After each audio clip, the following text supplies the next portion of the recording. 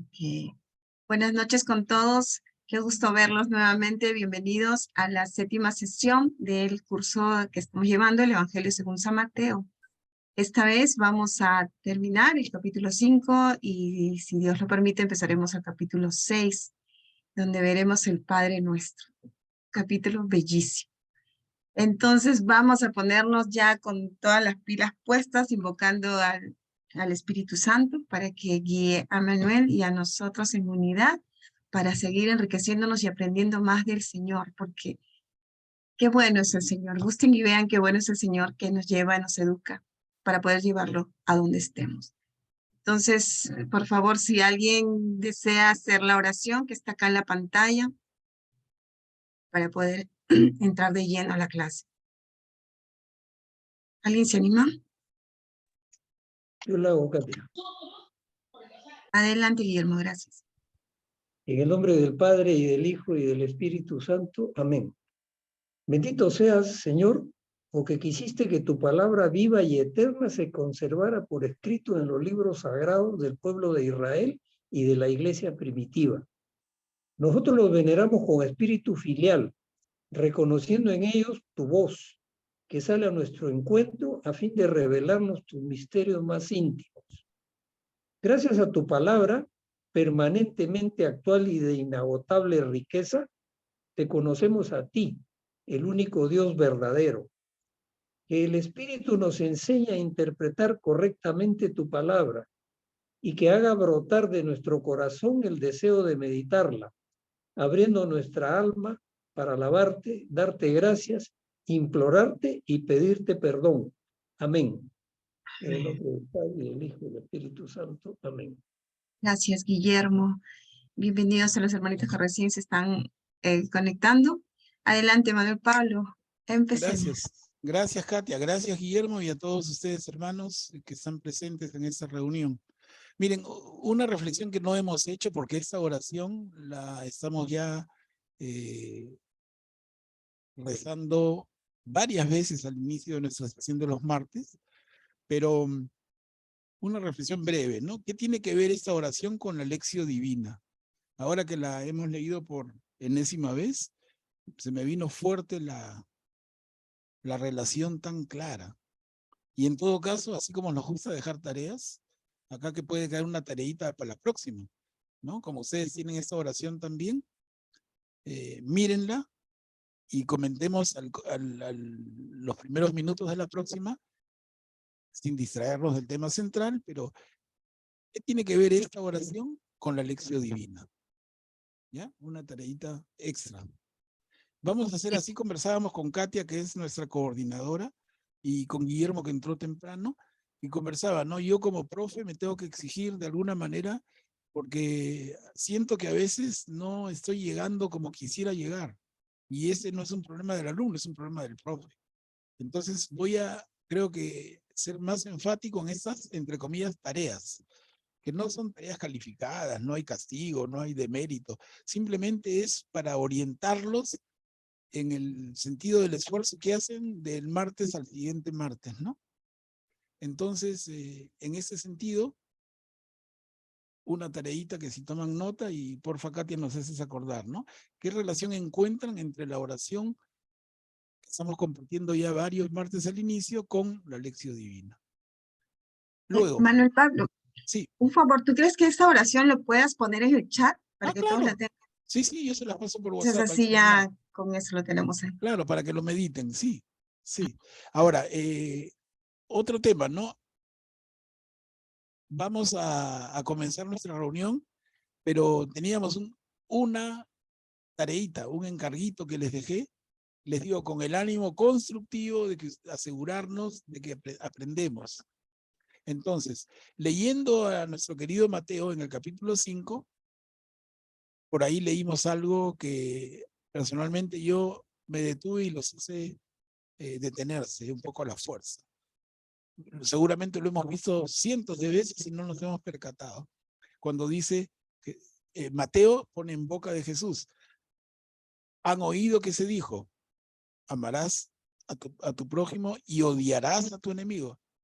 Pero yo les digo, ama incluso a tu enemigo. Algo así es, ¿no? El texto.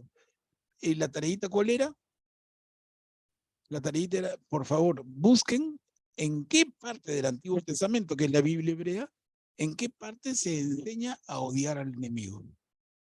No sé si alguien ha podido, ojalá le hayan dado tiempo y hayan buscado, ojalá. Y si alguien ha encontrado algo, les comento, una hermana, no digo nombres, ¿no? Pero una hermana en días pasados me escribió al WhatsApp y eureka, lo encontré, ¿no? Pero lo que había encontrado ella se refería a la ley del talión, al ojo por ojo, diente por diente, ¿no? Pero no a ese mandato expreso de odiar al enemigo. Entonces ahí les dejo, a ver, les dejo la palabra, por favor, y por ahí empezamos el diálogo. ¿Pudieron revisar? ¿Encontraron algo? No, Manuel, porque voy a entrar ahorita a ¿Sí, una... Blanca? Sí, bueno, escúchame, yo no busco, pero sí me puse Blanca, no se entiende bien, no se escucha bien. A ver, Blanca, acércate a un sitio que esté cerca del router o algo para que puedas tener una señal. debe ser por la zona de los... ¿Acá me escucha? Nada, ¿Me madre. escucha? a ver, intentemos, Blanca. Ya. ¿Me escuchan acá mejor? A ver, dinos, a ver, hacemos el esfuerzo de entender. Ya, yo lo busqué, pero hablé con varios sacerdotes. No es eso. Lo que tú comentaste, que dice que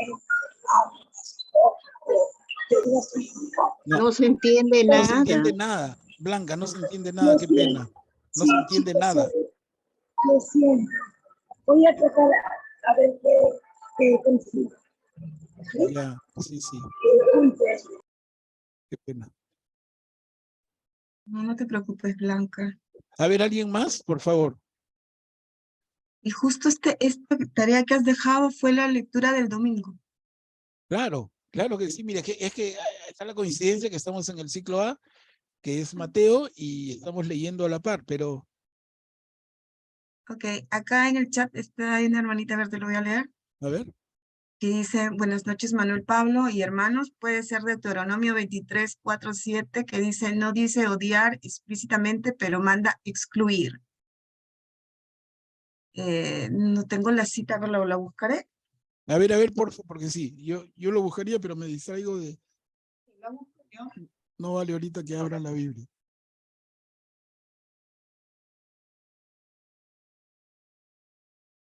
Acá está. A ver, dice, del 4 al 7. No se admiten en la asamblea del Señor amonitas ni moabitas. No se admiten en la asamblea del Señor ni aún en la 10ª generación, porque no te salieron al encuentro con pan y agua cuando ibas de camino al salir de Egipto, y porque alquilaron a Balaán, hijo de Beor, Petor, en Mesopotamia, para que pronunciara una maldición contra ustedes. Pero el Señor tu Dios no hizo caso a Balaán, el Señor tu Dios cambió la maldición en bendición, porque el Señor tu Dios te amaba. No busques su paz ni su amistad mientras vivas.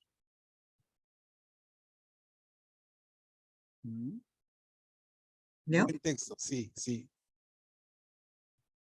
Ahí está, a ver, para meditarlo, ¿qué dicen? ¿No? Alguien, a ver, está Augusto pidiendo la palabra. Augusto, enciende tu micro, por favor. Buenas noches a todos. Bueno, sobre el texto mencionado recientemente, quizás no sea exactamente odiar, excluir no es exactamente odiar. Los israelitas sabemos que eran el pueblo elegido y excluían pues a los demás pueblos, no necesariamente porque los odiaran, sino porque sentían que no eran dignos de, digamos, de servir al único Dios porque no se hacían dignos a sí mismos por no seguir las normas que Dios exigía. Entonces quizás no sería necesariamente odiar. Pero también tenemos que distinguir que en el lenguaje semítico solo existía, digamos, amar y odiar. No habían intermedios. No es que yo amo poquito o que a mí más o menos, eso no había, era amarlo, odiar. Por eso es que hay pasajes en el Nuevo Testamento donde dice, quien no odia a su padre no es digno de mí, no es que no nos está diciendo que odiemos a nuestro padre, digamos, ¿no? Sino que está diciéndonos que quien no lo ama menos que a Dios, ¿no? Se refiere a eso, ¿no? Y por eso hay varios pasajes que quizás pueden... Hay un pasaje que yo encontré, pero no es necesariamente odiar al enemigo. Es un salmo que dice, el Salmo 97, 10 dice, permite que aquellos que aman al Señor odien el mal, o sea, es odiarle el mal, porque guarda las vidas de aquellos que son fieles y los libra de las manos del malvado. Pero Claro. que odiarle al enemigo no. Claro. Claro. ¿Qué salmo es? 97. Sí, Salmo 97, versículo 10.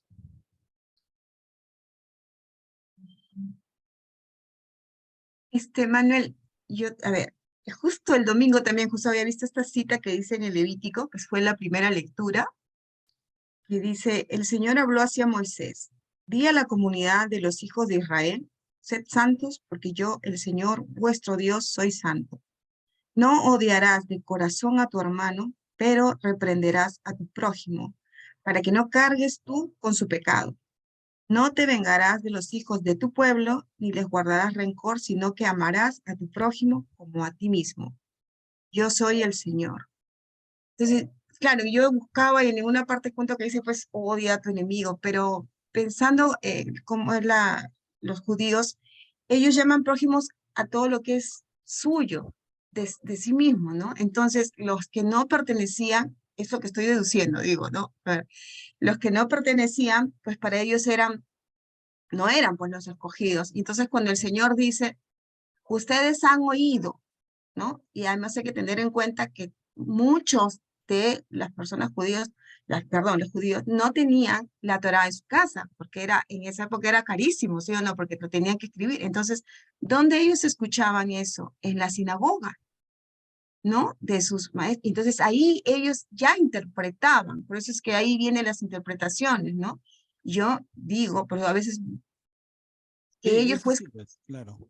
cuando ellos escuchan eso, lo escuchan de sus maestros que interpretaban la ley de ese modo, ¿no? El que no es de nosotros, pues ahí le habrían agregado a Dios. Por eso es que Jesús dice, pero yo les digo, ¿no? Es donde ya le da como dice el corazón de la ley, el espíritu de la ley, ¿no? Claro. Sí, sí, sí, así es, Katia, y está bien, y gracias, Augusto. Miren, un poco la pregunta iba para reforzar la idea de este capítulo 5 en la segunda parte, porque no puede pasarse así como por agüita tibia. Yo quisiera que les quede bien claro, así como hemos insistido con las bienaventuranzas y como seguiremos insistiendo con los temas, tenerlo lo más claro posible. Cuando Jesús dice, y Mateo, perdón, escribe así, han oído que se dijo, pero yo les digo, es que han oído que se dijo ¿dónde? En la Biblia hebrea, para nosotros en el Antiguo Testamento. Toda referencia de Jesús en Mateo que dice, han oído que se dijo, así está escrito en las Sagradas Escrituras, en la Biblia hebrea, en el Antiguo Testamento. Pero yo les digo, esa es enseñanza de Jesús. Eso hay que tenerlo claro, claro, por favor. Y luego, cuando Jesús nos dice, y yo les digo, ¿qué está haciendo? ¿Está corrigiendo la Escritura? ¿Está corrigiendo la ley de Moisés? Si estuviera pretendiendo hacerlo, entonces estaría entrando, hermanos, en una tremenda contradicción con lo que él mismo había enseñado poquito antes, cuando dice que no se cambia ningún punto ni ninguna coma de la ley. El que lo haga será el menor del reino de los cielos. Entonces, no me toquen la ley. Eso es un tema fundamental. Y el otro es entonces, han oído que se dijo, pero yo les digo, ¿no es una contradicción? Ya lo hemos conversado el martes pasado y yo insisto, no es una contradicción, pero ¿lo tenemos claro? Si no lo tenemos claro, por favor, plantéenlo. Está completándola. Claro, plantéenlo y trataremos entre todos de ayudarnos. No vale que 2 o 3 o 4 de nosotros lo tengamos claro, sino que todos. En este momento veo, estamos 30 conectados y hay otro número que lo va a ver esto en la grabación y entonces nuestras intervenciones, nuestras dudas y nuestras aclaraciones ayudan al grupo presente y al grupo de los que ven la grabación. Pero si se quedan callados, no ayudamos a nadie, ¿no? Se van a quedar con su duda. Estuvieron conectados el martes, como dicen los chicos, un saludo a la bandera, ¿no? Porque no cambiamos nada. Si tenía una duda antes, la sigo teniendo después. Y no es la idea. La idea es reunirnos de manera eficaz, de manera que sirva, que sea útil. Y en sentido de que nuestra fe se aclare, que nuestro entendimiento de la palabra del Señor, que es la Biblia, sea mejor entendido. Porque recién, si lo entendemos bien, vamos a poder hacer lección divina. Si no, es palabras, palabras, palabras, como cantaba esa italiana hace muchos años, ¿no? Palabras, tan solo palabras, ¿no? Yo hablo de la lección divina, me lleno la boca con la lección divina, pero si no entiendo lo que el evangelista quiere decir, ¿qué cosa voy a hacer de lección divina? Nada. ¿No? Entonces, por eso les digo, hermanos, disculpen, pero la insistencia, por eso de entender bien. Han oído que se dijo, pero yo les digo. Eso es entonces que Jesús está diciendo, yo corrijo la ley de Moisés, o es otra cosa. Ya lo dijimos el martes pasado, es otra cosa. ¿Qué está haciendo o qué está pretendiendo Jesús? No está pretendiendo corregir la ley, sino, como dice Augusto hace un minuto, lo volvió a decir, está completando la ley, está llevándola a su plenitud. Y eso es algo perfectamente válido, incluso, hermanos, dentro del judaísmo. ¿No? Los fariseos son desde el comienzo, porque los fariseos existen desde más o menos el siglo anterior a Jesús, no son más antiguos. Tiempo antes, en la época del rey David, del rey Salomón, del profeta Jeremías, ahí no había fariseos. Los fariseos nacen a partir de el triunfo de los macabeos y la instalación de los sacerdotes saduceos. Y los fariseos son una respuesta a los saduceos, más o menos 100, 150 años antes de Jesús. Y durante la vida terrena de Jesús, ahí están, pero en boga. Y luego la destrucción del templo en el año 70, pocos años después de la pasión de Jesús, se destruye el templo de Jerusalén y con la destrucción del templo desaparecen de la faz de la tierra los saduceos. Los fariseos continúan y hasta el día de hoy. Y alguien me dirá, ¿quién es un fariseo hoy? Y yo te digo, los rabinos. Ya lo habíamos hablado, pero por si acaso, porque se me olvidan de las cosas. Entonces, ¿el fariseo de la época de Jesús existe hoy en el judaísmo? Sí, pero sí rotundo. ¿Y por qué no hablan de ellos? Porque hablan de ellos como rabinos. El rabino es el fariseo de antes. Pero el fariseo no es el sacerdote de Israel de toda la vida. Por favor, no se me confundan, ¿no? El sacerdote levita, el aronita, que viene de Aarón, el hermano de Moisés, los sacerdotes de la época del primer templo con el rey Salomón, los sacerdotes de la época del profeta Isaías o Jeremías, son otros.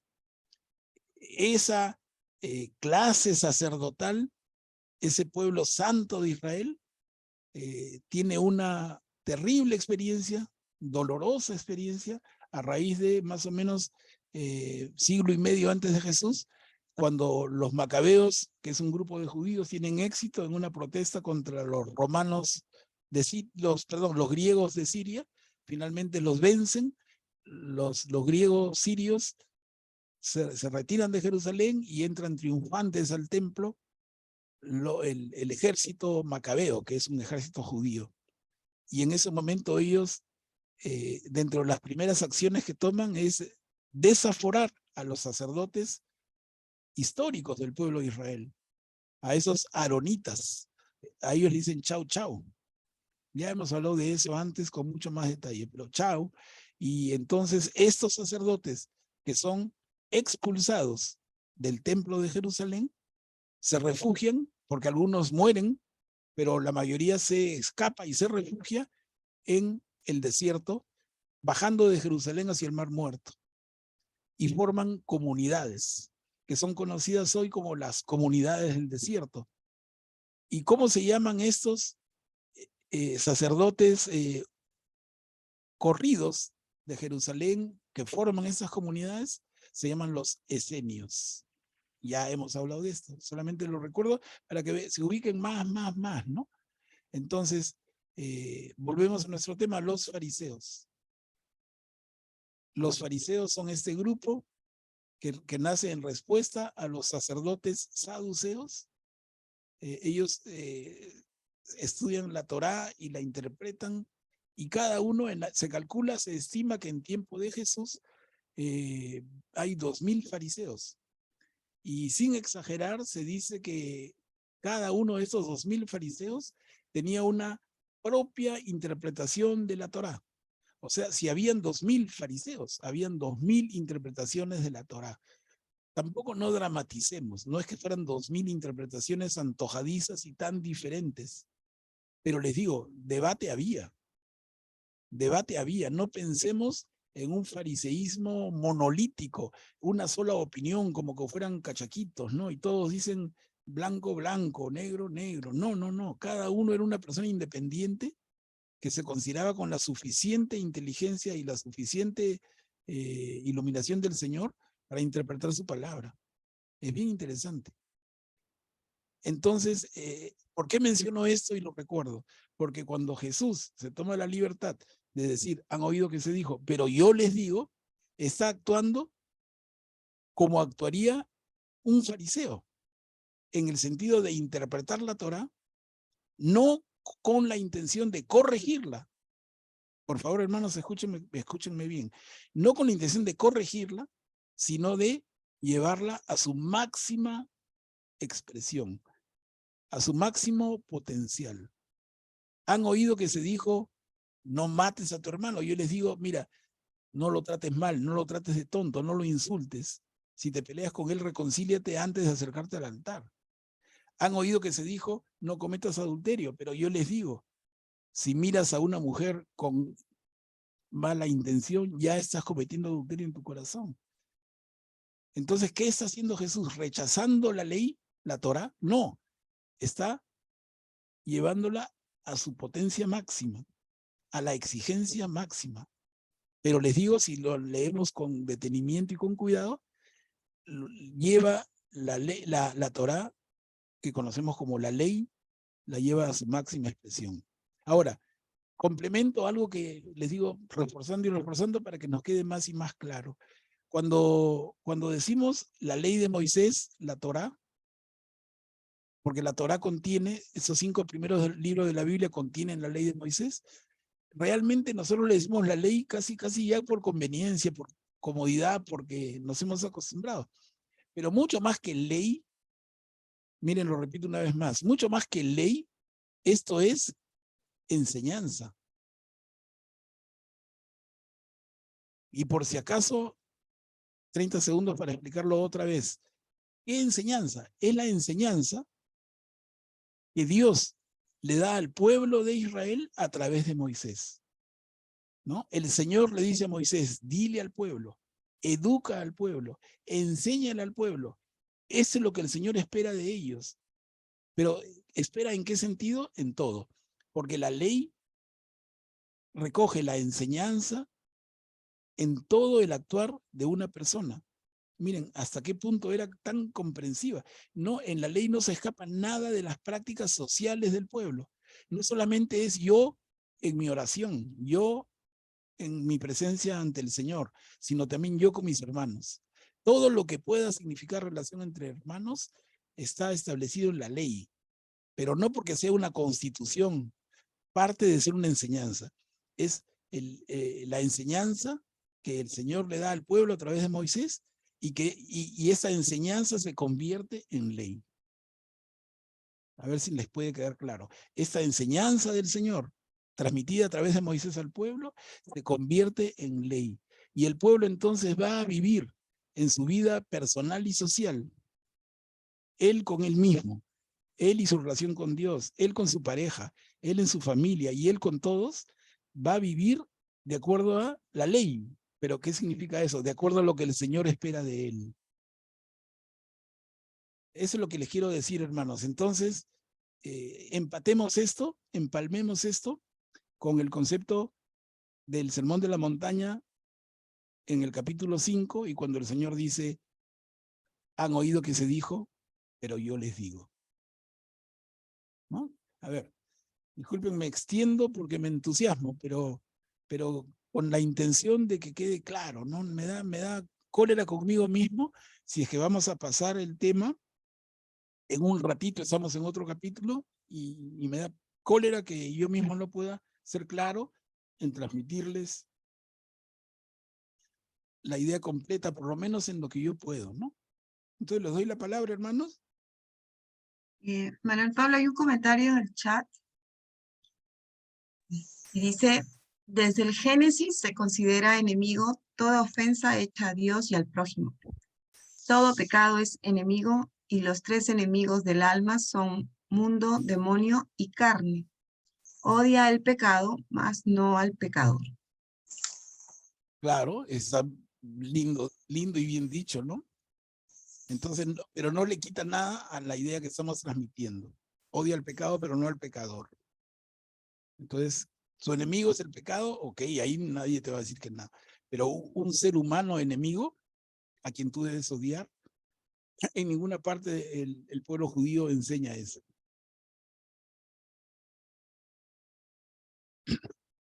Bueno, y entonces, y en general, ya no solamente en ese punto, sino a todo el comentario que hemos hecho, la mano de Guillermo. Adelante, Guillermo. Sí, Manuel Pablo, yo quería decirte lo siguiente. Cuando leemos, ustedes han oído que se dijo en el Evangelio según Mateo, amarás a tu prójimo y odiarás a tu enemigo. Pero yo les digo, es que Jesús completar la ley, no abrogarla, sino completarla, es ponerle el acento en el amor, porque Dios ha amado siempre a su pueblo, pero su pueblo ha sido infiel, no ha correspondido como él esperaba. Tanto así que no fue suficiente la existencia de Moisés. Cuando Dios Padre se da cuenta que tenía que hacer un esfuerzo mayor para que la gente, los seres humanos, lo entendieran, entonces envía a su mismo hijo. Y él lo que viene a hacer es, no viene a decir hasta acá la ley y de aquí para adelante lo que yo digo, sino viene a completarla. Entonces yo pretendo entender el completarla como poner el acento en el sentido del amor, porque el mandamiento que él dice, nuevo les dejo, ámense unos a otros. Por eso amar al enemigo es eso, amar unos a otros. Bien, bien, Guillermo, bien dicho. Gracias, gracias. Miren cómo ayuda. Las intervenciones de ustedes se suman al comentario mío y se va aclarando, ¿no? Ok, entonces vamos construyendo el tema. No sé si hay alguien más o avanzamos, porque también ya la hora nos va. Bueno, acá tengo, miren, a propósito, el capítulo 5 empezó con las bienaventuranzas, y la primera bienaventuranza, felices los que tienen alma de pobres, porque a ellos le pertenece el reino de los cielos, y ya hemos visto, felices los que tienen alma de pobres, y el que tiene alma de pobre es el humilde, ¿no? Lo hemos hablado bastante. Y luego hemos visto que cuando Jesús nos dice en el mismo capítulo 5, ustedes son la sal de la tierra, ustedes son la luz del mundo. Entonces, como sal y como luz, es que yo les insisto, hermanos, si estamos en un curso, hagamos un poquito más de esfuerzo, retengamos un poquito las cosas, tengámoslo un poquito en la punta de la lengua, porque si a ti te preguntan, tú tienes que ser luz, pero luz encendida, no apagada. Tienes que ser sal, pero sal con sabor, no sal que ya no sirve. O sea, esto tiene que aplicarse en cada uno de nosotros. Si tenemos la oportunidad y el Señor nos pone juntos en este camino de estudiar su palabra con más detalle, es para que seamos sal, para que seamos luz. Y yo insisto en eso, ¿no? Luego, ¿qué vimos? Vimos cuando Jesús dice, no he venido a abolir la ley o los profetas, es decir, no he venido a abolir lo que conocemos hoy como Antiguo Testamento. No he venido a abolirlo, sino a darle cumplimiento. Ya hemos estado hablando de eso. Y luego, este juego de ustedes han oído que se dijo, pero yo les digo, con no matarás, con no cometerás adulterio, con el tema del divorcio, con el tema del juramento, con el tema de la venganza y el tema del amor.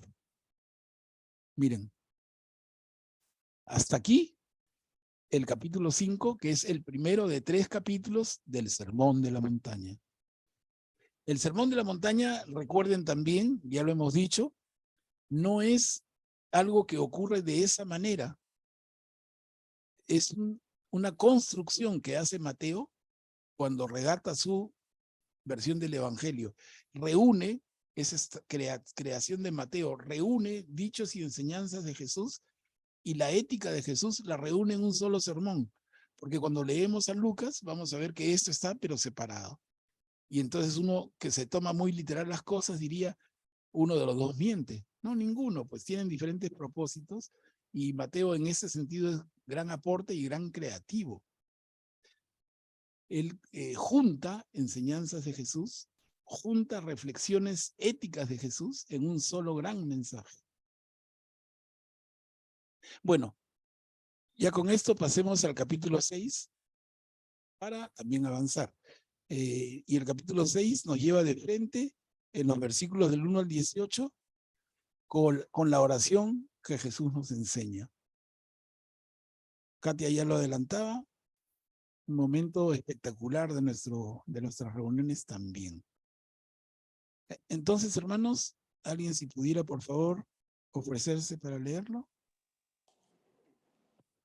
Yo lo leo. Ok, Rita, adelante. Gracias. Padre nuestro, tengan cuidado de no practicar su justicia delante de los hombres para ser vistos por ellos. De lo contrario, no recibirán ninguna recompensa del Padre que está en el cielo. Por lo tanto, cuando des limosna, no lo vayas pregonando delante de ti, como hacen los hipócritas en las sinagogas y en las calles, para ser honrados por los hombres. Les aseguro que ellos ya tienen su recompensa. Cuando tú des una limosna, que tu mano izquierda ignore lo que hace la derecha, para que tu limosna quede en secreto y tu Padre que lo ve en lo secreto te recompensará. Cuando ustedes oren, no lo hagan como los hipócritas. A ellos les gusta orar de pie en las sinagogas y en las esquinas de las calles para ser vistos. Les aseguro que ellos ya tienen su recompensa. Tú, en cambio, cuando ores, retírate a tu habitación y cierra la puerta y ora a tu Padre que está en lo secreto. Y tu Padre que ve en lo secreto te recompensará. Sí, un segundito, Rita. Miren, no hay que comentar mucho, está clarísimo, ese texto lo conocemos. Hermoso. Solamente reiterar, ¿no? Miren, cuando des limosna, cuando ores, en ambos casos, la recomendación. Hazlo en silencio, hazlo para ti, hazlo en secreto.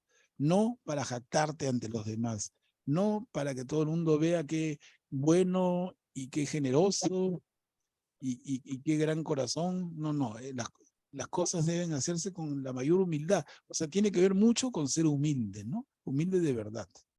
Entonces, la enseñanza está. A ver, y continuamos, Rita, por favor.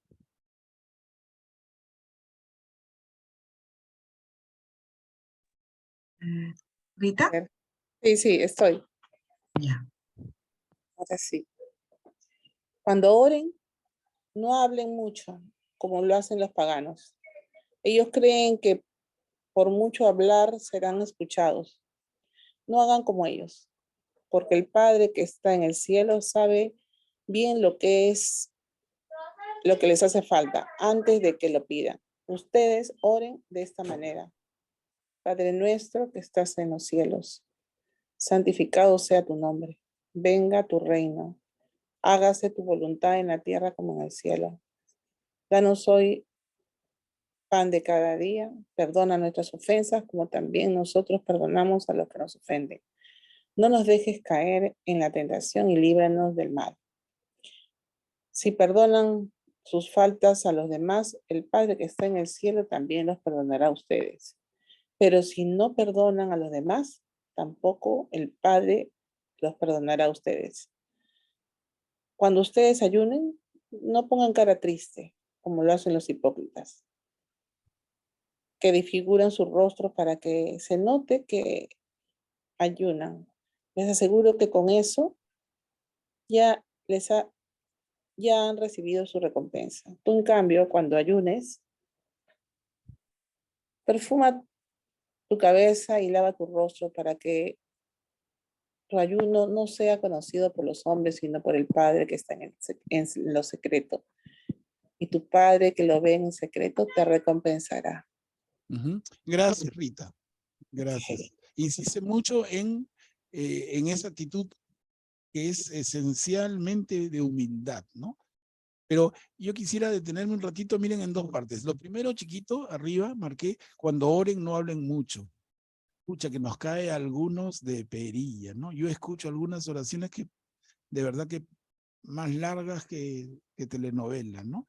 Y bueno, y se hace con todo corazón y de toda buena voluntad, pero ¿tiene sentido?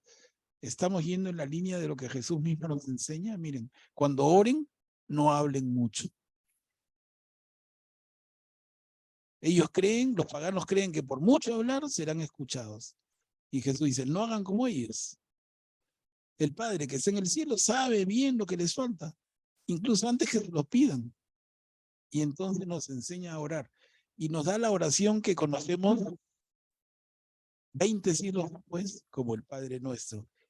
Un tema central de nuestra fe y central de nuestra práctica católica. Esta oración la conocemos y de memoria todos, pero no sé si todos se han detenido a mirarla un poquito en detalle. Miren, a un primer golpe de vista, yo les adelanto algo que no es cosa mía, es algo que la propia Iglesia enseña, ¿no? En la oración del Padre Nuestro hay 7 peticiones. ¿Las ven? Bueno, a propósito, yo las he puesto en fila, ¿no? O sea, no he separado para que sea 1, 2, 3, 4. La primera petición, ¿cuál es?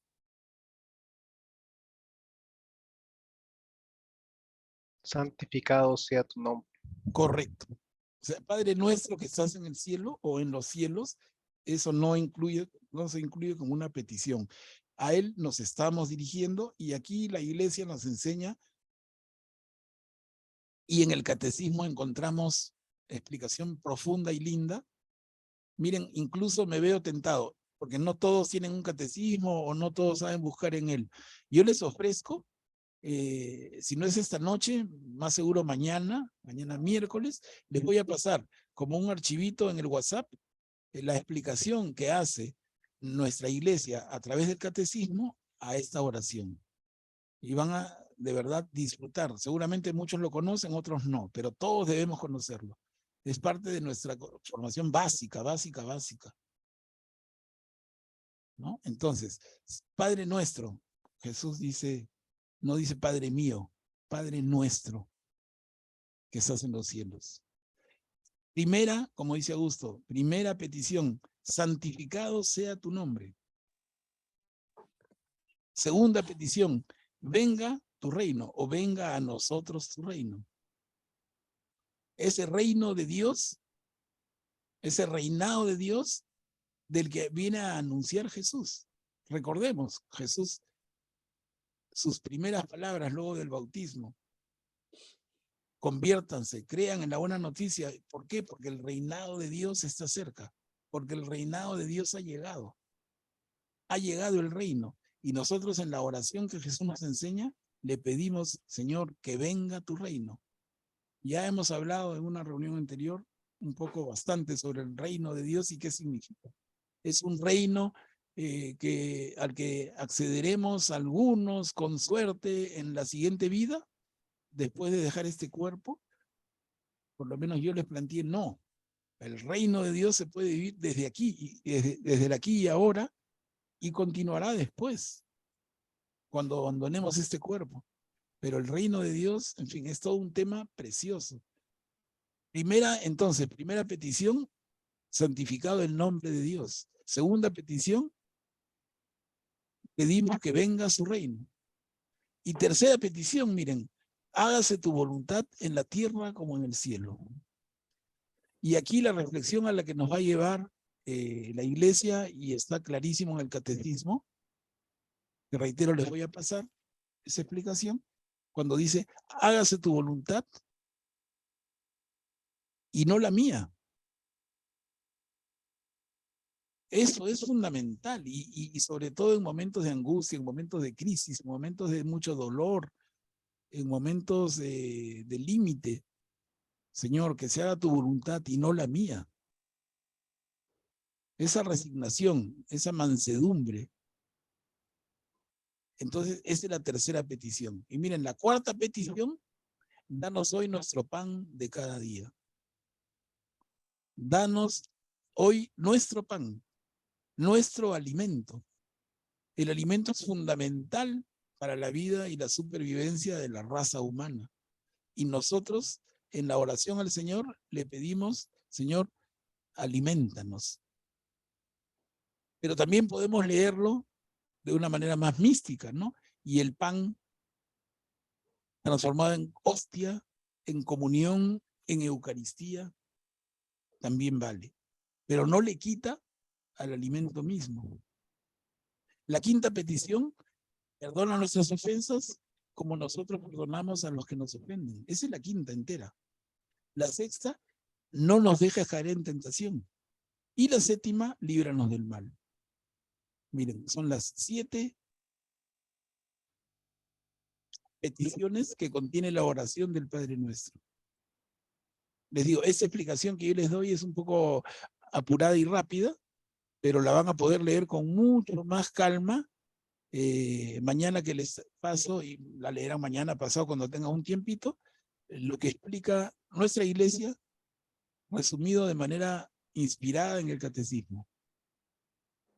Cada una de esas peticiones tiene su propio contenido y lo vamos a poder estudiar, y sería lindo si es que ustedes hacen el esfuerzo de la lectura, cosa que el siguiente martes nos tomamos unos minutos también para compartir lo que hemos podido leer de la oración del Padre Nuestro en el catecismo.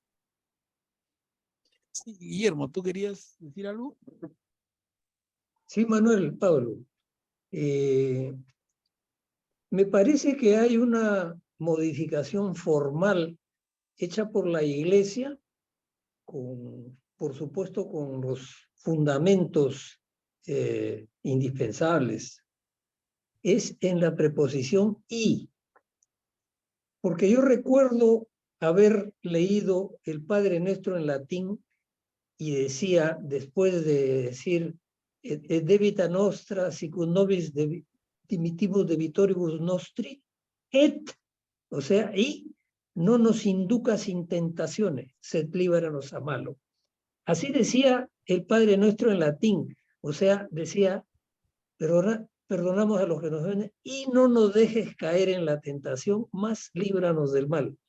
Así era la redacción hace mucho tiempo, pero ya hace ya unos años me parece que la Iglesia ha corregido el aspecto formal y la preposición y la ha pasado para la última petición, ¿no?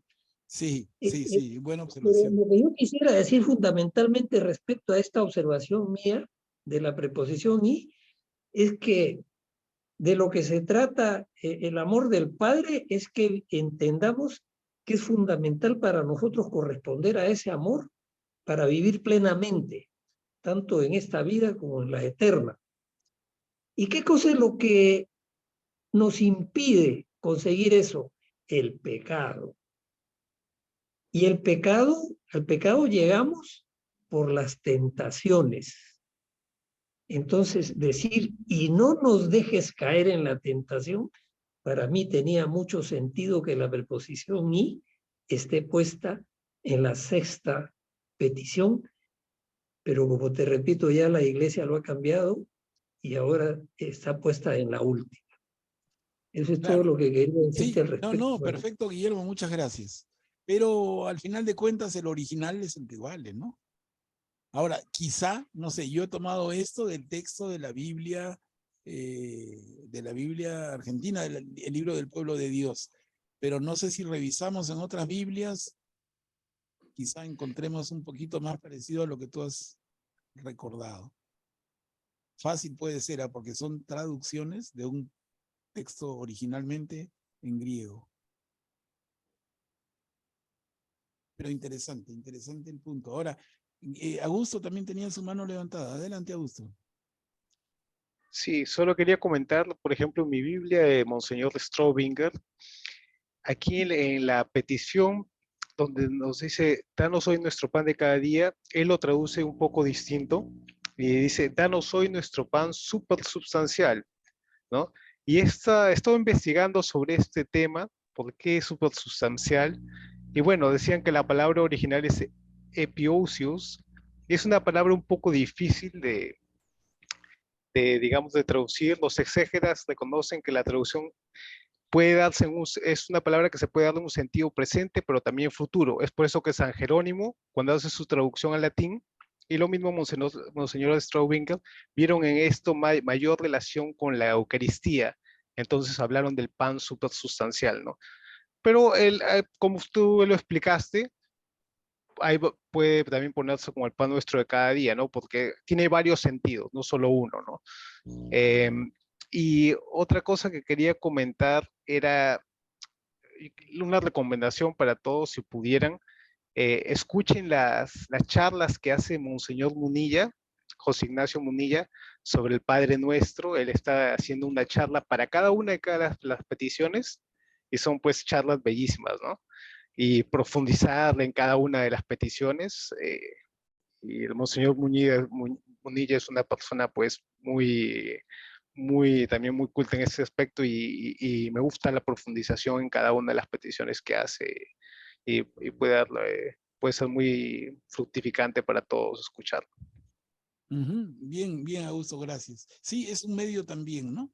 Sí, para comenzar, como yo les decía, les reitero el ofrecimiento, les voy a pasar lo que dice el catecismo, que es ya palabra mayor. Y recordemos quién escribió eso, ¿no? Nada menos que Joseph Ratzinger, la eminencia número 1 de la iglesia en varios siglos. Entonces, vamos a tener esa oportunidad, pero también, como recomienda Augusto, y también revisar otras cosas, viene muy bien. Sí, Katia.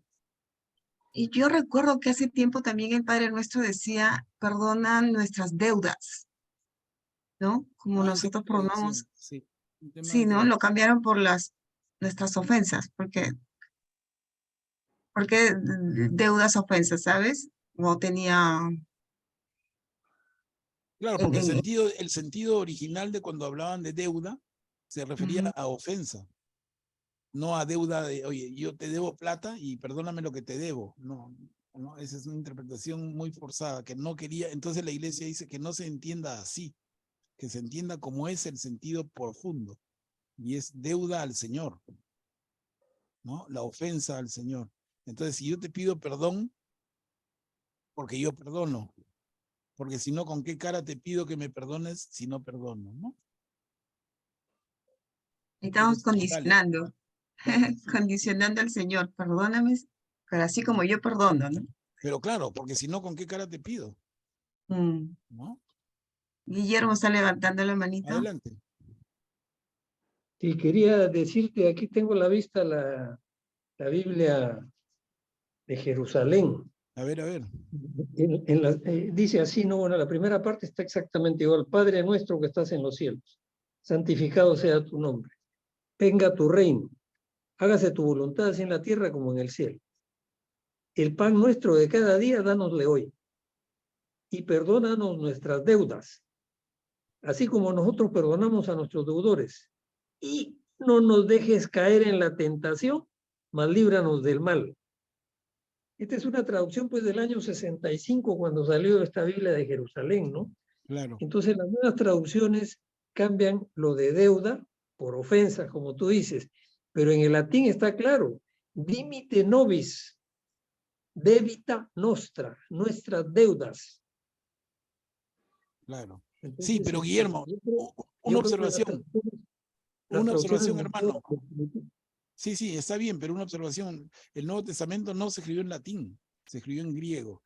Entonces, es mano de Jerónimo, el original griego. Yo no conozco el griego antiguo, pero ni el nuevo, ¿no? Pero sería cuestión, si queremos ser tan pulcros, entrar al griego, al original griego, más que al latín, porque en el latín puede haber ya la mano de Jerónimo.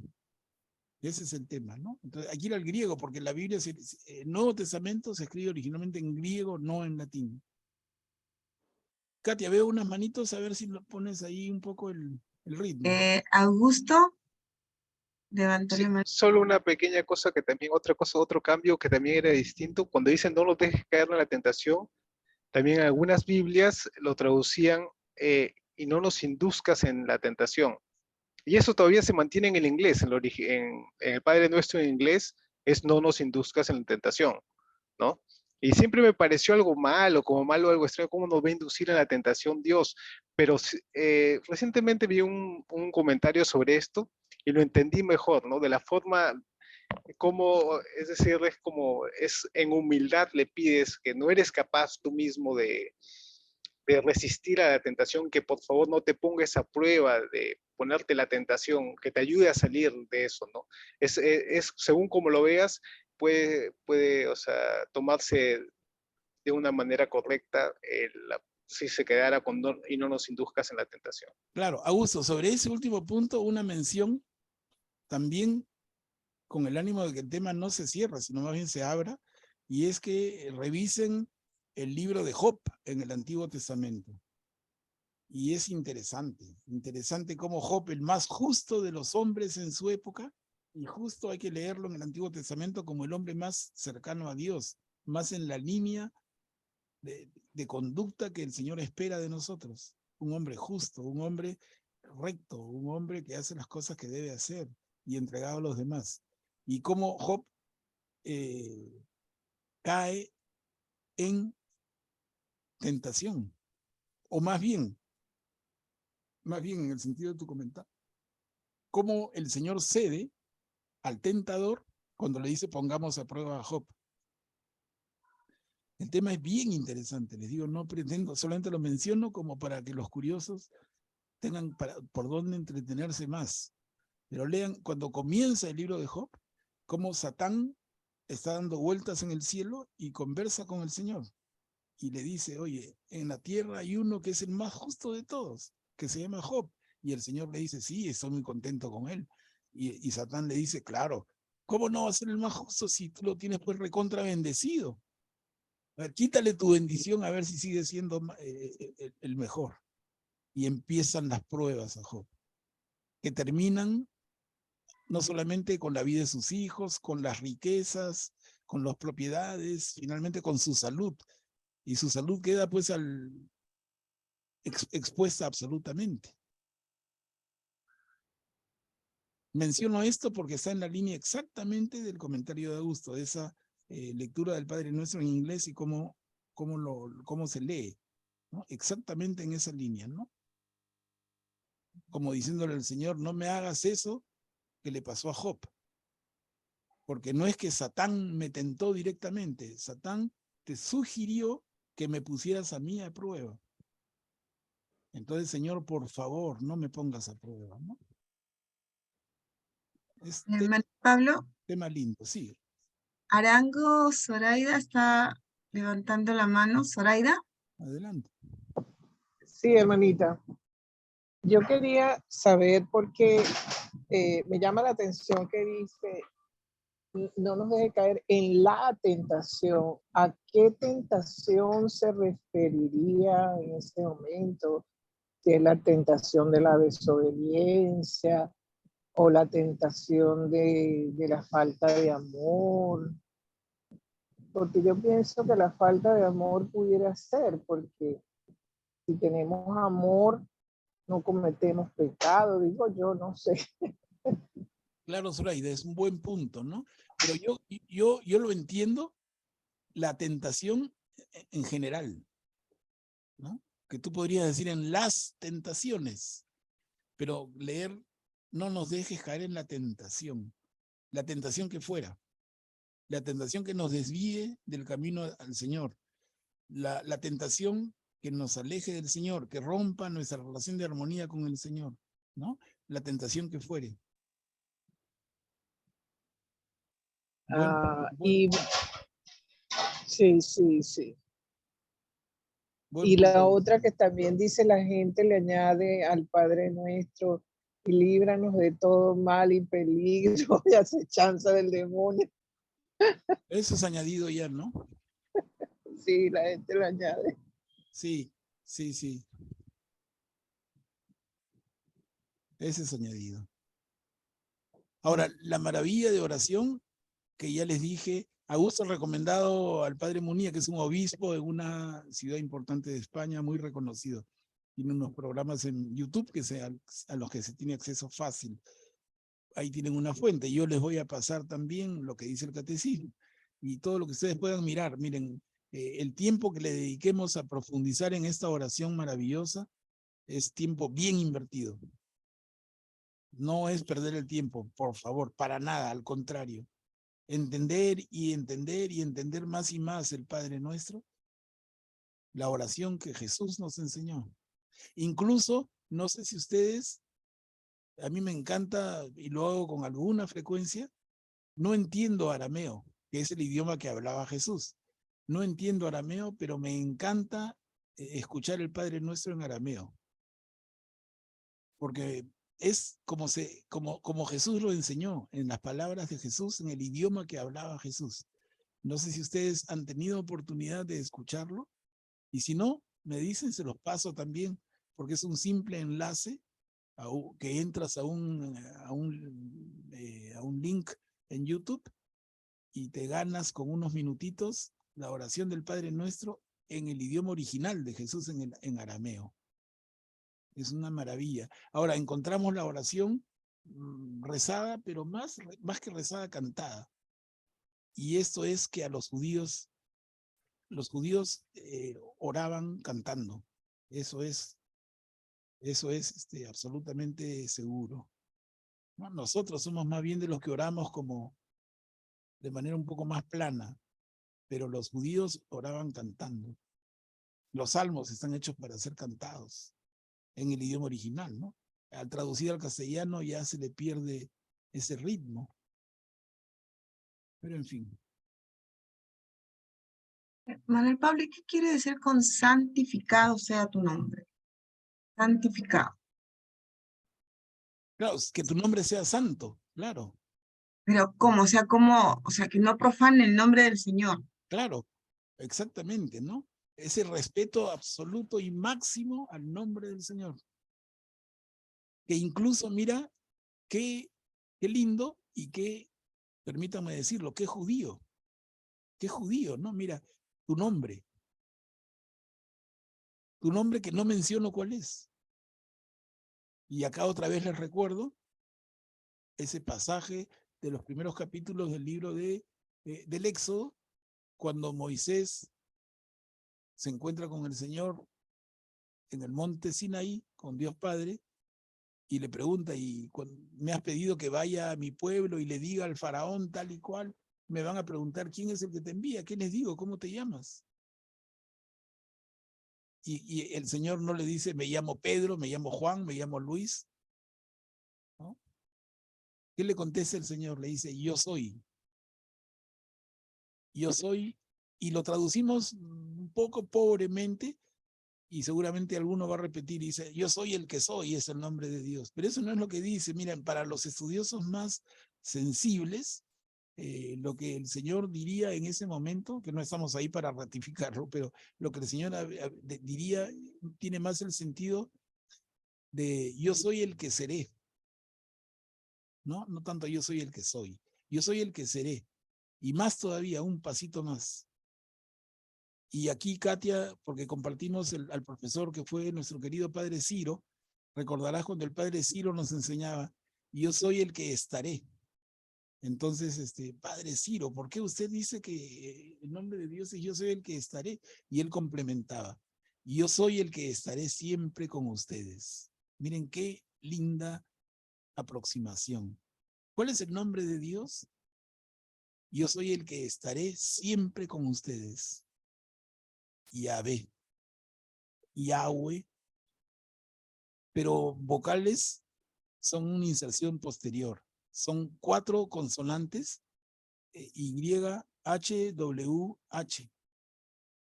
YHWH, sin vocales intermedias. Entonces, ¿cómo le llaman los judíos a esas 4 consonantes impronunciables? Junta 4 consonantes, ¿qué cosa lees, pues, hermanito? Ni el alemán, que es tan difícil, o el sueco, tiene solamente consonantes. ¿Y por qué el nombre del Señor son 4 consonantes? Para que no lo pronuncies. Entonces, por eso es que se dice, al nombre del Señor se le dice el tetragrama sagrado. Son 4 letras, tetragrama, 4 letras sagradas. ¿Y cuál es la intención? Que no sea pronunciado. Entonces, los judíos se cuidan cualquier cantidad de pronunciar el nombre de Dios. Y hacemos un salto con garrocha y nos vamos a los musulmanes, el Islam, que tampoco se atreven a pronunciar el nombre de Dios, porque son fieles seguidores de los judíos. Parece que fueran diferentes, ya que es una cosa pero impresionante la relación que hay entre el judaísmo y el Islam, pero también con el cristianismo, ¿no? Se parecen tanto. Y nosotros tenemos algunas libertades. Por ejemplo, nosotros nos hacemos libertades con imágenes sagradas. Para un judío o para un musulmán, las imágenes son idolatría. Nosotros dibujamos, pero qué lindo, tenemos figuritas.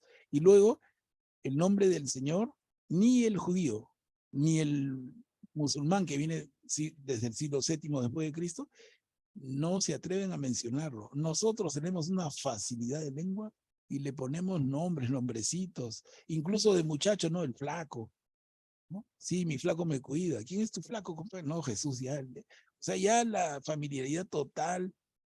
Y un poco a partir de tu reflexión, Katia, santificado sea tu nombre, va por allí, en ese nombre sagrado. El nombre de Dios es sagrado. El nombre de Dios es impronunciable. Y entonces por eso es que desde el arameo antiguo el Señor era Adonai, ¿no? El Señor, Adonai. Nosotros lo traducimos hoy como el Señor y es la manera más propia. Hablamos de Jesús, pero cuando nos referimos más al Jesús verdadero hombre, ¿no? Pero cuando hablamos del Jesús verdadero Dios o la figura del Dios Padre, la mejor manera de referirnos es el Señor. Es lo que nos enseñan los hermanos mayores y los menores, porque los hermanos mayores nuestros son los judíos y los menorcitos que son los musulmanes. Ellos, los que vienen antes y los que vienen después, son como que muy respetuosos en 2 cosas, en el nombre del Señor y en las imágenes. Nosotros somos bien libres somos. Bueno, uno que renegó tanto de eso fue Martín Lutero, el alemán del siglo XVI, que era cura católico y se quitó y se peleó con todo el mundo, pero él y su gente, que son los protestantes, son por eso tan reacios y renuentes a las imágenes. Exagerados quizás, ¿no? Pero tú no ves en un templo protestante una imagen, ¿no? Porque es como profanación, es como idolatría. Y en la iglesia nos enseñan que no, tampoco, mira, porque la imagen representa la figura, y nosotros somos, en el fondo, hay que entenderlo, es nuestra formación, pero como que somos un poquito más permisivos, ¿no? Pero bueno, toda esta reflexión a partir de la primera petición, santificado sea tu nombre. Sí, había una mano. Dando la mano, Guillermo. A ver, adelante. Sí, Manuel Pablo, tan importante es esto de santificado sea tu nombre, que el segundo mandamiento es: no jurarás el santo nombre de Dios en vano.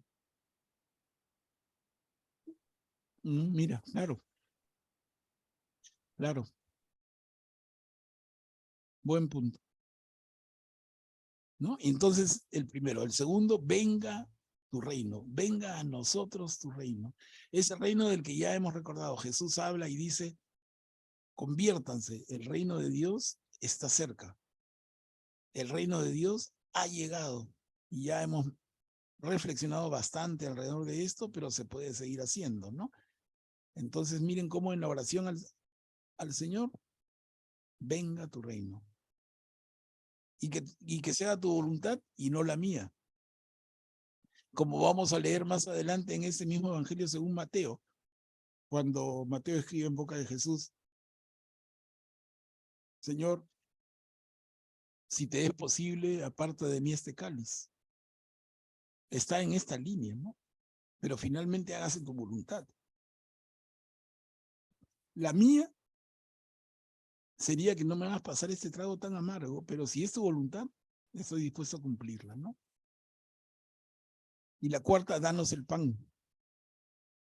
Augusto nos hizo el alcance, un poco en la mención que yo hice también, del pan como alimento espiritual, como Eucaristía, pero también el pan como alimento, que permite la supervivencia del ser humano, mujeres y hombres. Miren, acá un comentario breve, y es la relación que tiene esto con el libro del Génesis. Cuando el Señor, dentro del proceso de creación del mundo, ¿no? En el sexto día, y como acto que complementa su creación y la perfecciona, crea al hombre y a la mujer. Y les da un mandamiento, les da. Y el mandamiento lo podemos leer y los invito a mirar su libro del Génesis. El mandamiento que el Señor le da a ese hombre y mujer creados por él es coman. Coman. Entonces miren qué lindo, ¿no? El Señor nos da en la creación, en el jardín del Edén, un mandato, coman. Y cuando nosotros le oramos, le decimos, danos de comer. Miren la correspondencia tan hermosa. El Señor te ordena, come, y tú le pides, dame de comer. Y dame de comer tanto el alimento que me hace sobrevivir como especie, así como el alimento espiritual, que es tan importante, ¿no? Y luego ya pasamos a la segunda parte del quinto, sexto y séptimo peticiones. Perdona nuestras ofensas como nosotros perdonamos a los que nos ofenden. No nos dejes caer en la tentación y líbranos del mal. Tremenda oración, hermanos. A ver, ¿alguna manito por ahí? Y Augusto estaba levantando la mano. Sí, sería bueno, sí, Augusto, pero sería bueno que, porque casi ya sabemos quiénes intervienen, ¿no? Bienvenidos, pero también otras personas que no les conocemos el timbre de voz, por favor. Sería bien bacán que tengan algún tipo de intervención, porque si no es como que, miren, acá no estamos poniendo nota, nadie sale jalado, pero no hay más que los caseritos ya que sabemos que intervienen, ¿no? Que repito, bienvenidos, pero también otros, por favor. Como también les dije, tienen el chat para escribir sus comentarios o sus preguntas, pero como dice Manuel, animemos, estamos en clase de Biblia para justamente, si tenemos dudas, o tenemos algún comentario, aprovechar que está mejor el profesor, ¿no? Con Manuel. Y si tienen algo para compartir, qué lindo, ¿no? Sí, yo sé Ser, que hay varios. claro, todo el mundo debe tener cosas en su corazón, pero suéltense. Ahí veo a Rubén, ahí veo a Matilde. A ver. Vamos a aprovechar estas clases, este tiempo precioso. Nos quedan 15 minutos. Ahí en la última petición que dice, líbranos del mal, ¿no? El mal en general, o algunas traducciones dicen que es el líbranos del maligno, ¿no? O sea, directamente a una persona. Eso, claro, depende siempre de los exégetas, qué cosa en lo que ellos dicen, ¿no? Claro.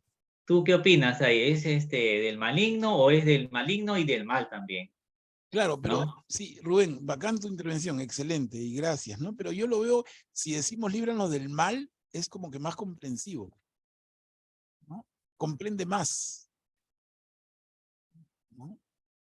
Incluye al maligno, pero habla de la tentación y de caer en tentación. Y recordemos que al maligno, al demonio, en la Biblia se le reconoce fundamentalmente por un rol, que es el de tentador, ¿no? El Satán es el tentador. Entonces, no nos deje caer en la tentación. No nos permitas exponernos al tentador que está dando vueltas, pero como loquito. Y luego, líbranos del maligno, pero líbranos del mal. Claro, estamos hablando de esa presencia de la cual yo les digo, yo estoy atento siempre, pero no me gusta hablar mucho de ella, ¿no? Porque no la invito nunca. Nunca le guardo una silla en mi mesa. Una figura terrible, pero hay que ser conscientes. Entonces, habla de tentación y de mal, pero detrás de eso está el tentador y el maligno. Es un buen punto, Rubén.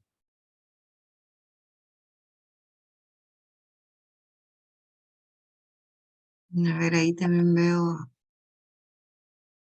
como digo, Matilde, Karin, Sonia. Si no, Katia, ya irán saliendo los temas. Mira, en los minutos que nos quedan, terminemos el capítulo 16, el capítulo 6, de manera que la próxima ya sabemos que empezamos en el 7, que es el tercero de los capítulos, ahí termina el Sermón de la Montaña. Y miren otra vez, tema precioso. Busquen primero el reino de Dios. ¿Quién nos puede ayudar? Yo lo leo. A ver, Rubén, gracias. Busquen primero el reino de Dios.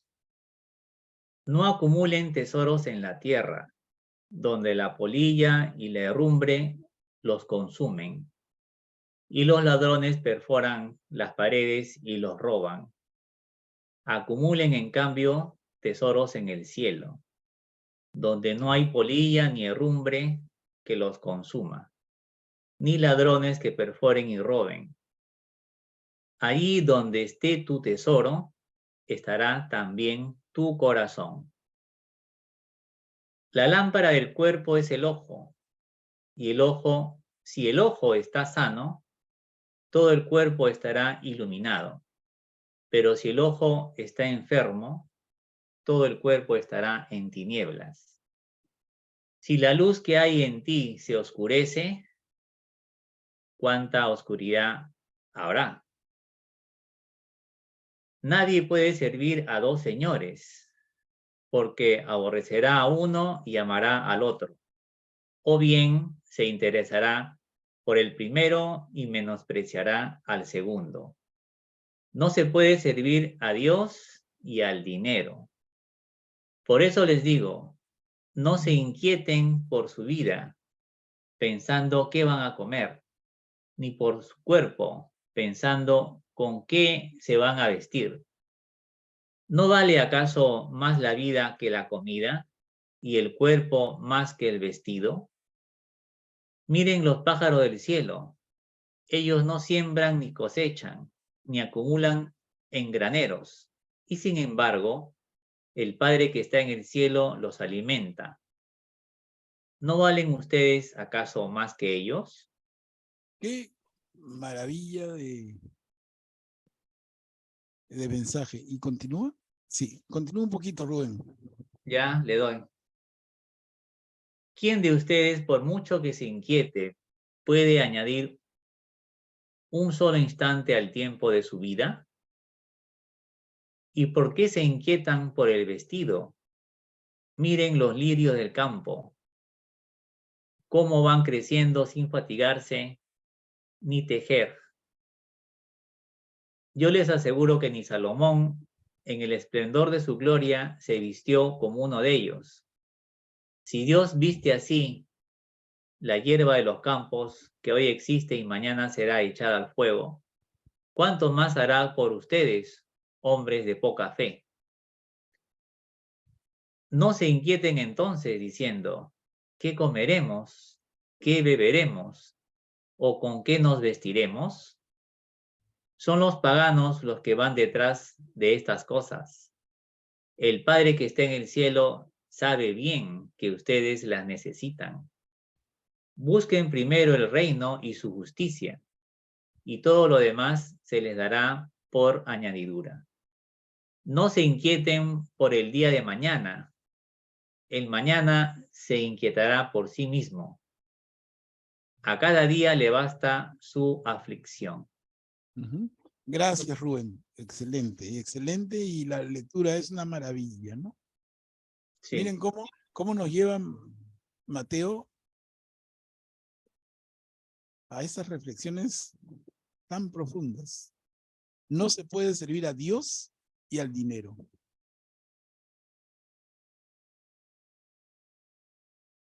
Uy, perdón. Eso, perdón, lo que pretendo es,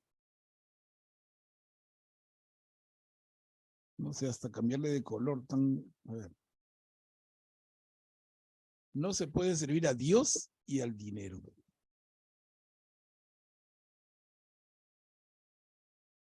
O con uno o con el otro, ¿no? ¿A dónde pones tu corazón? Ahora, ¿qué significa esto? También es un tema en el que vale profundizar y en el que vale meditar. Y no que yo les dé una respuesta ligera que ustedes la reciben y se lo olvidan, ¿no? Entonces, hermanos, aquí que quede otro temita para el próximo martes, así como estamos tan de moda las tareas ahora que empieza el colegio, ¿no? ¿Qué cosa pueden reflexionar en relación a esto, a esta frase tan cortita pero tan poderosa? No se puede servir a Dios y al dinero. A ver, ¿qué podemos pensar? ¿Qué podemos meditar? Los invito a mirar sus pies de página en la Biblia, pensarlo, darle vuelta y lo compartimos con la única intención de que se les aclare más. ¿Cuál es el problema del dinero? Porque ya en algún otro momento Jesús dice, es más fácil que un camello pase por el ojo de una aguja que un rico entre al reino de los cielos. Tiene que ver directamente, ¿no? ¿Qué problema tiene el dinero? Entonces, no me contesten ahorita, pero piénsenlo. Yo sé que algunos ya tienen una respuesta, la pueden mejorar, redondear, otros búsquenla, pero sería lindo que la tengan. Y luego, bueno, un par de frases que son de la poesía más fina y más espiritual, ¿no? Esa primera que dice Mateo capítulo 6. Miren los pájaros del cielo. Ellos no siembran, ni cosechan, ni acumulan en graneros. Y sin embargo, el Padre que está en el cielo los alimenta. Y pregunta, ¿no valen ustedes acaso más que ellos? Y luego dice, miren los lirios del campo. ¿Cómo van creciendo sin fatigarse ni tejer? Yo les aseguro que ni Salomón en el esplendor de su gloria se vistió como uno de ellos. Miren, Salomón, el gran rey, el hijo de David, ¿no? El que construyó el templo de Jerusalén. Ni Salomón en el esplendor de su gloria se vistió como un lirio del campo. Y añade Mateo, dice, o sea, pone en boca de Jesús, si Dios viste así la hierba de los campos, que hoy existe y mañana será echada al fuego, ¿cuánto más hará por ustedes, hombres de poca fe? Qué maravilla, ¿no? Qué maravilla. Y finalmente he rescatado ese del párrafo final, esta línea. Busquen primero el reino y su justicia, todo lo demás se les dará por añadidura. Hermanos, miren cuánto para meditar, qué profundidad de mensaje. Y aquí nos vamos a quedar porque la hora nos va marcando el paso. Voy a señalar esto. Es el inicio del capítulo 7, un buen punto para retomar el próximo martes. Pero tenemos ahora unos minutitos para escucharnos, algunas reflexiones finales. Seguramente han quedado ideas, ¿no? En general yo los invito, este capítulo 5 y 6 de Mateo, que son ya 2/3 partes del Sermón de la Montaña.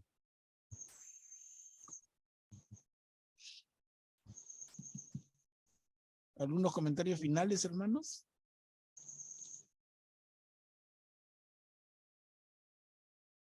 Ahí veo, hermanita Nérida activó su micro. ¿Desea participar? No, gracias. Lo vi con el micro activado. Lo único que comento es que es verdad que muchas personas tratan de hacer de las oraciones casi unas letanías, ¿no? Muy largas, y que yo pienso que el corazón es el que manda cuando uno se pone a orar, no la palabra. Es lo que yo pienso, ¿no? Sí, que estamos de acuerdo. Yo por lo menos pienso como tú, Nérida, sí. Qué lindo. Aquí, claro, está en los capítulos 5, 6, 7 de Mateo, está la filosofía moral de Jesús, ¿no? O sea, cómo debemos comportarnos nosotros, el ser humano. Exacto.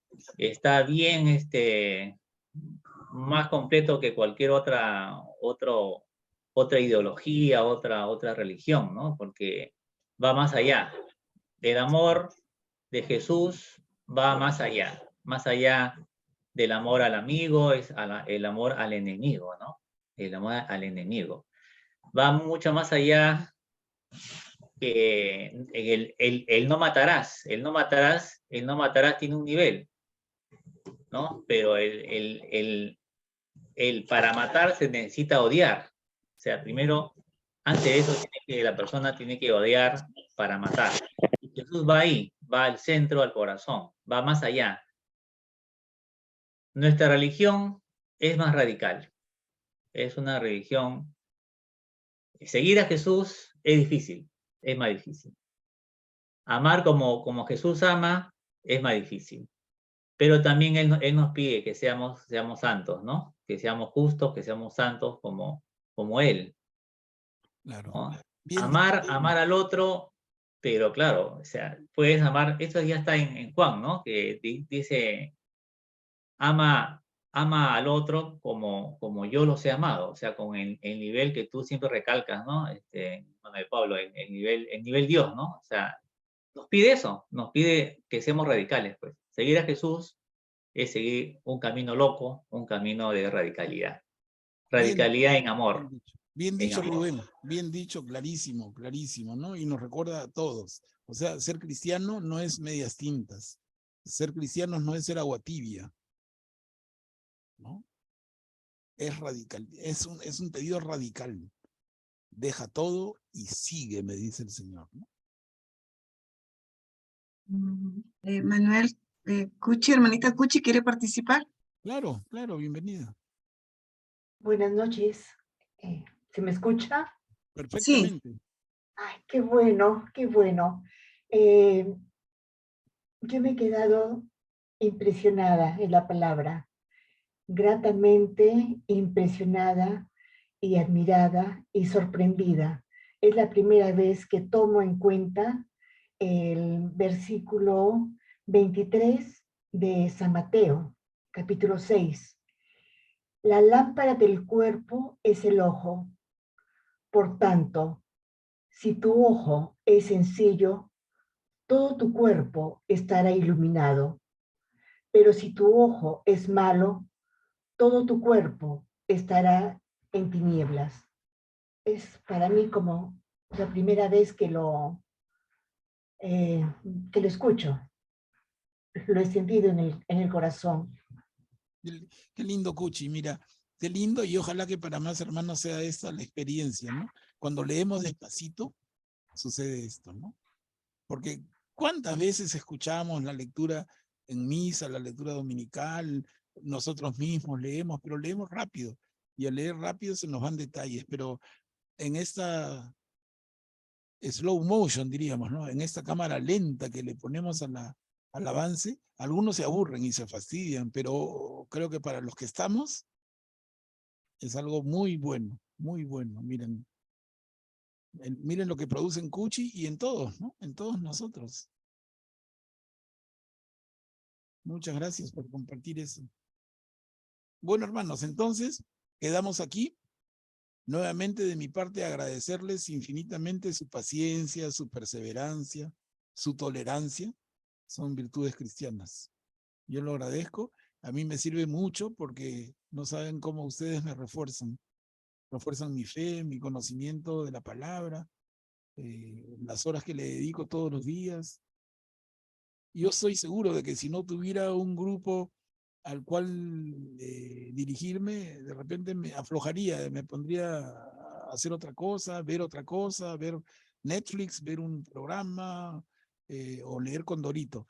Pero el hecho de tener la responsabilidad con Leer ustedes, Condorito. claro, pero la responsabilidad con ustedes me invita a profundizar. Por ejemplo, no sé si ustedes ahorita pueden ver en su cámara, pero les voy a mostrar a los que puedan, miren qué cosa he estado leyendo hoy, ¿no? Miren, no sé si alcanzan a ver. El judaísmo de Jesús. Es un libro, miren el gordito, ¿no? Hoy día le di vuelta a todo, pero ya por enésima vez. El libro es escrito por un judío argentino que se llama Mario Sabán, ¿no? Y el judaísmo de Jesús. Él es un judío, pero que habla del tema con mucho conocimiento y con mucho respeto. Y entonces él es de las personas que de verdad a mí me gusta leer, porque es como ampliar nuestra mirada. No es que vas a dejar tú de ser quien eres y de ser un cristiano y católico, pero leer la opinión de un hermano judío, cuando es una persona ilustrada y abierta, de verdad que enriquece bastante, ¿no? Entonces, por ejemplo, he tenido la motivación de buscar este libro que ya lo había leído y trabajado, pero el día de hoy, ¿por qué? Porque teníamos el tema hoy. ¿Se dan cuenta cómo a mí mismo me motiva muchísimo el trabajar con ustedes? Por eso les agradezco. Si no, uno se dedica a cualquier otra cosa, de verdad que el mundo te entretiene y te jala y te divierte, pero no es constructivo, ¿no? Por eso mi agradecimiento. Bueno, hermanos, quedamos así para el próximo martes. Katia, te doy la palabra. Pablo, muchísimas gracias a ti por tu paciencia también y por darte este tiempo de estar aquí con nosotros para poder ver al Señor y acrecentar nuestra fe. Y mañana que empezamos ya Cuaresma, ya es el primer día donde vamos a estar de llenos metidos ¿no? en nuestra preparación para Pascua. Qué grandes son las enseñanzas, eso nos va a fortalecer y animar mucho. Entonces, bueno, ya como ya llegó la hora de despedirnos, como siempre, quisiera saber si hay alguien que